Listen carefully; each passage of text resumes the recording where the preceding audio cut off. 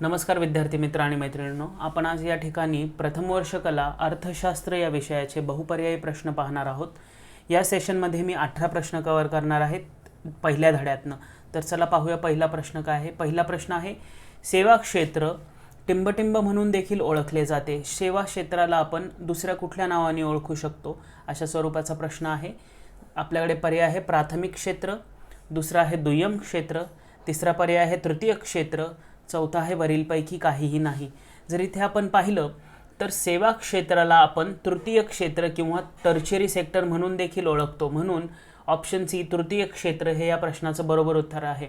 इथे जर आपल्याकडे प्रश्न असा असता की प्राथमिक क्षेत्र टिंबटिंब म्हणून देखील ओळखले जाते, तर आपल्याला इथे माहिती हवी आहे की प्राथमिक क्षेत्राला दुसऱ्या कुठल्या नावाने ओळखलं जाऊ शकतं। तर इथे प्राथमिक क्षेत्राला आपण ॲग्रिकल्चरल सेक्टर असे देखील ओळखतो, म्हणून प्राथमिक क्षेत्र किंवा ॲग्रिकल्चरल किंवा शेती क्षेत्र असं त्या प्रश्नाचं उत्तर असू शकलं असतं।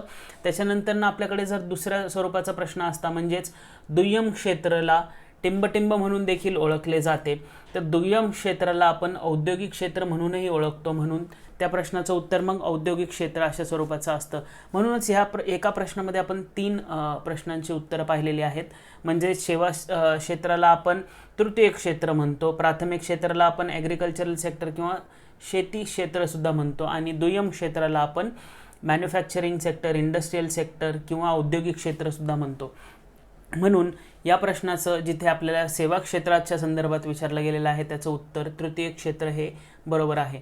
त्याच्यानंतर आपण दुसऱ्या प्रश्नाकडे, दुसरा प्रश्न आहे, पुढीलपैकी कोणता सेवा क्षेत्राचा भाग आहे?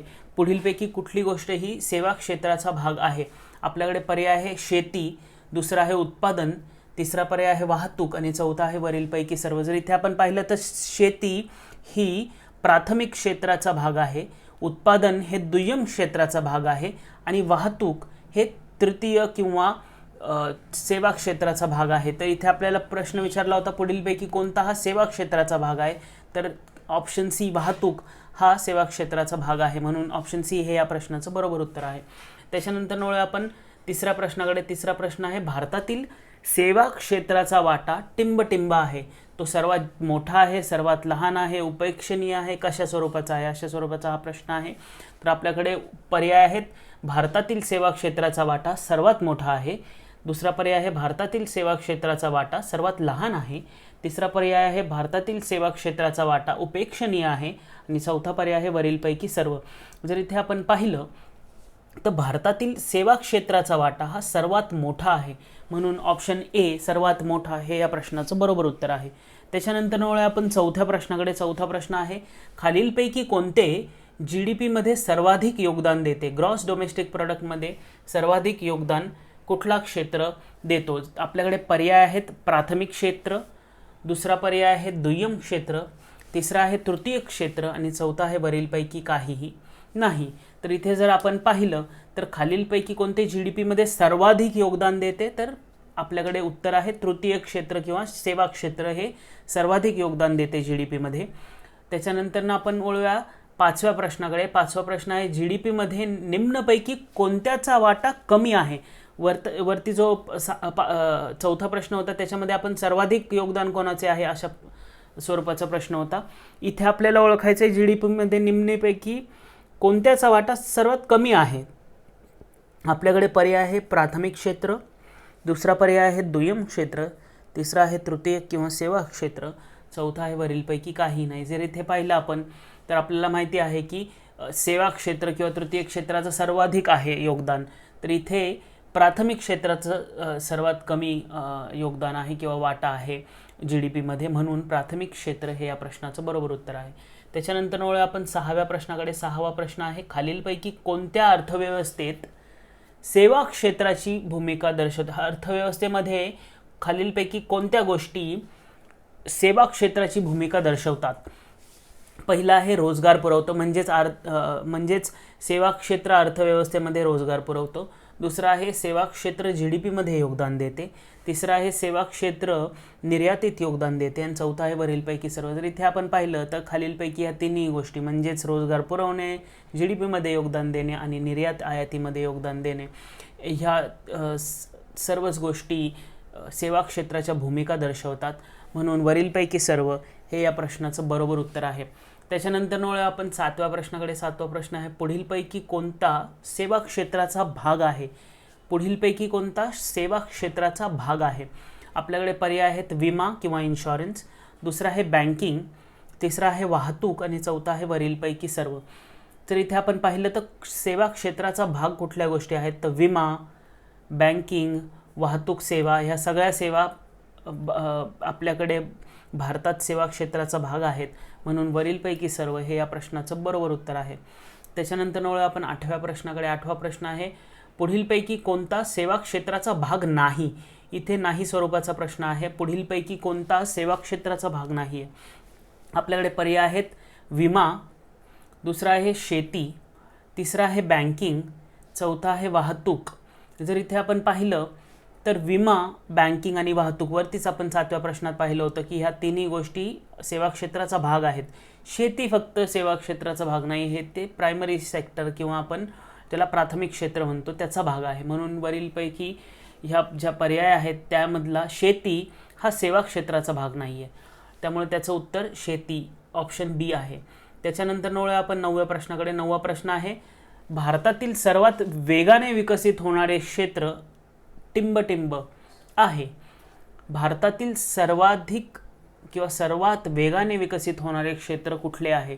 आपल्याकडे पर्याय आहेत प्राथमिक क्षेत्र, दुसरा आहे दुय्यम क्षेत्र, तिसरा आहे तृतीय क्षेत्र, चौथा आहे वरीलपैकी काही नाही. जर इथे आपण पाहिलं तर भारतातील सर्वाधिक वेगाने विकसित झालेला जो क्षेत्र आहे मागील 51 वर्षांमध्ये तो आहे तृतीय क्षेत्र किंवा सेवा क्षेत्र, म्हणून तृतीय क्षेत्र हे या प्रश्नाचं बरोबर उत्तर आहे.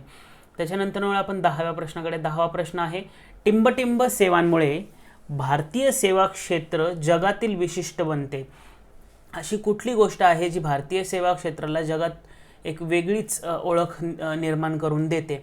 आणि आपल्याकडे पर्याय आहेत ज्ञान आधारित सेवा म्हणजे नॉलेज बेस्ड सर्व्हिसेस, दुसरा आहे लोक आधारित सेवा म्हणजे पीपल बेस्ड सर्व्हिसेस, तिसरा आहे वेळ आधारित सेवा म्हणजे टाईम बेस्ड सर्व्हिसेस आणि चौथा आहे वरीलपैकी काहीही नाही. जर इथे आपण पाहिलं तर ज्ञान आधारित सेवा ज्यांना आपण नॉलेज बेस्ड सर्व्हिसेस म्हणतो त्याच्यामुळे भारतातील सेवा क्षेत्राला जगात एक वेगळीच एक वेगळी ओळख निर्माण करता आलेली आहे किंवा ओळख मिळालेली आहे, म्हणून ज्ञान आधारित सेवा हे या प्रश्नाचं बरोबर उत्तर आहे. त्याच्यानंतर आपण 11व्या प्रश्नाकडे. 11वा प्रश्न आहे, सेवा क्षेत्रांना प्रोत्साहन देण्यासाठी भारत सरकारच्या पुढाकारांमध्ये टिंबटिंबचा समावेश आहे किंवा टिंबटिंब समाविष्ट आहेत. कुठल्या गोष्टी भारत सरकारने अशा केल्या ज्याने सेवा क्षेत्राला प्रोत्साहन मिळालं?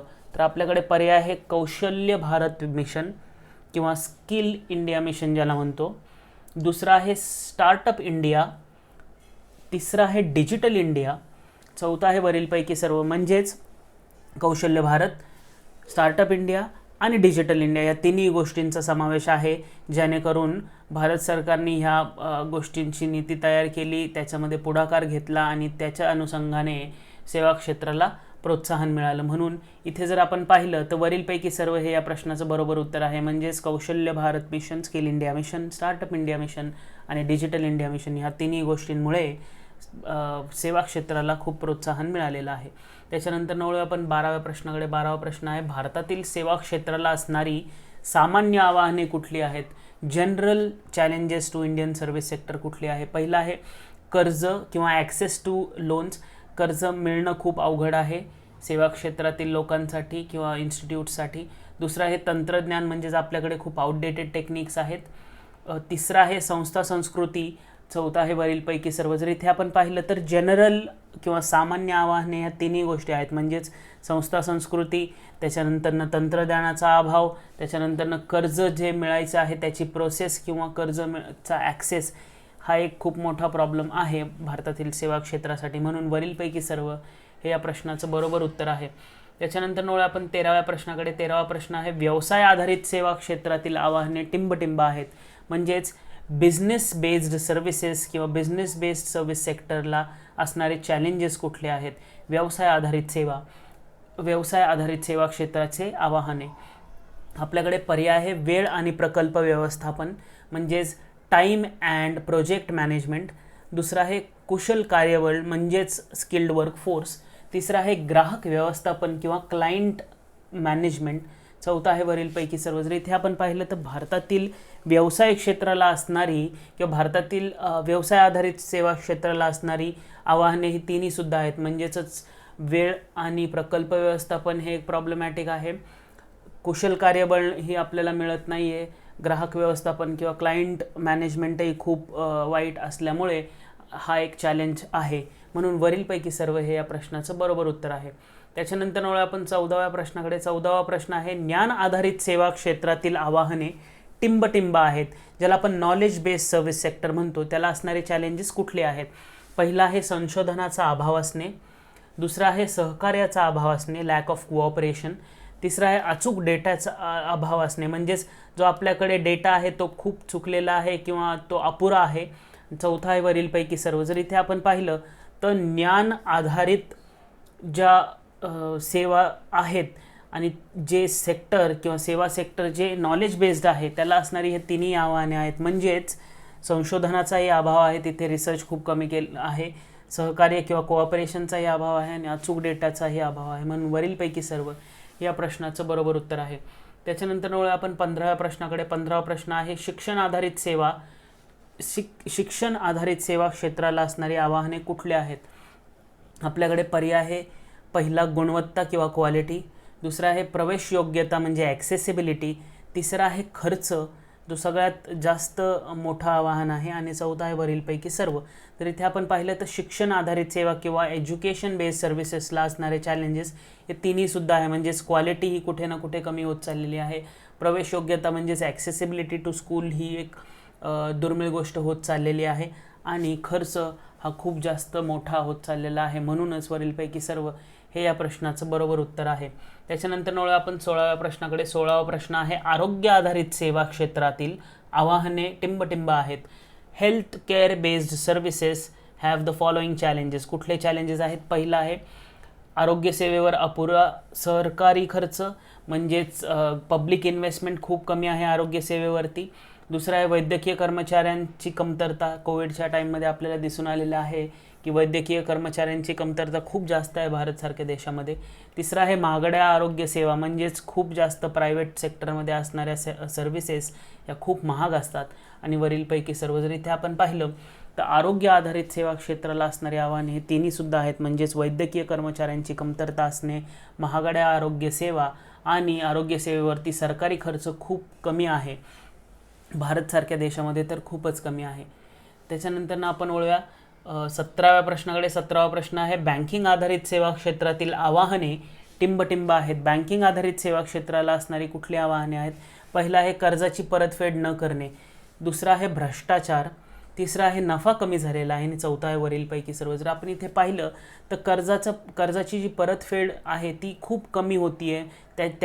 त्याच्यामुळे नॉन परफॉर्मिंग ॲसेट्स ह्या बँकांच्या खूप वाढत चाललेल्या आहेत. दुसरा आहे भ्रष्टाचार, म्हणजेच कर्ज देताना त्याचा बॅकग्राऊंड न चेक करून एखाद्या व्यक्तीला कर्ज देणे आणि नंतरनं ते बुडीत जाणे, त्याच्यामुळे खूप बँकिंग आधारित सेवांमध्ये परिणाम पडतो. तिसरा आहे नफा कमी झालेला आहे. कमर्शियल बँक्स ज्याला आपण म्हणतो किंवा व्यावसायिक बँका आहेत त्या नफ्यासाठीच काम करतात आणि जर तो नफा कमी झाला तर हे खूप मोठं आव्हान असणार आहे तसल्या बँकांसाठी. म्हणून इथे जर आपण पाहिलं तर वरीलपैकी सर्व हे या प्रश्नाचं बरोबर उत्तर आहे. म्हणजेच कर्जाची परतफेड न होणे हे एक मोठं आव्हान आहे, भ्रष्टाचार हे मोठं आव्हान आहे आणि नफा कमी झालेला आहे व्यावसायिक बँकांचा, ते एक खूप मोठं आव्हान आहे. त्याच्यानंतर वळूया शेवटच्या प्रश्नाकडे. 18वा प्रश्न. 18वा प्रश्न आहे पर्यटन आधारित सेवा क्षेत्रातील आव्हाने टिंबटिंब आहेत. पर्यटन आधारित सेवा किंवा टुरिझम बेस्ड सर्व्हिसेस ज्याला आपण म्हणतो, तर तिथे आपल्याकडे पर्याय आहेत अपुरं विपणन, म्हणजेच मार्केटिंग खूप कमी होती आहे. दुसरा आहे सुरक्षा समस्या, म्हणजेच येणाऱ्या लोकांची सुरक्षा समस्या ही खूप मोठी आहे. त्याच्यानंतर तिसरा आहे वाहतूक आणि मनुष्यबळ, म्हणजे आपल्याकडे ट्रेंड मॅनपॉवरची कमी आहे आणि वाहतूकचाही प्रॉब्लेम आहे ट्रान्सपोर्टेशनचा. चौथा आहे वरीलपैकी सर्व. जर इथे आपण पाहिलं तर पर्यटन आधारित सेवा क्षेत्राला असणारी ही तिन्ही आव्हाने आहे. म्हणजेच भारतामध्ये विपणन किंवा मार्केटिंग पर्यटन क्षेत्राची खूप कमी होत आहे.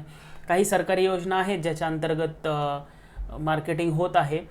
त्याच्यानंतर दुसरा आहे सुरक्षा समस्या, म्हणजेच बाहेरून आलेल्या लोकांची सुरक्षा. याच्यासाठी एखादी चांगली नीती असणं हे खूप गरजेचं आहे. तिसरं आहे वाहतूक आणि मनुष्यबळ. ट्रेंड मॅनपॉवर हे खूप गरजेचं आहे.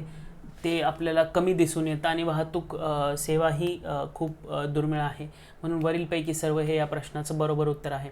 तर इथे आपण आज या सेशनमध्ये जवळपास 18 प्रश्न कवर केलेले आहेत पहिल्या धड्यातनं. नेक्स्ट सेशनमध्ये मी अजून एक 20 प्रश्न कवर करेल, म्हणजेच आपल्याला पहिल्या धड्यातनं एक 40 प्रश्न कवर होतील. त्याच्यानंतर आपण वळूया दुसऱ्या धड्याकडे. तर भेटूया आपण नेक्स्ट सेशनमध्ये. धन्यवाद.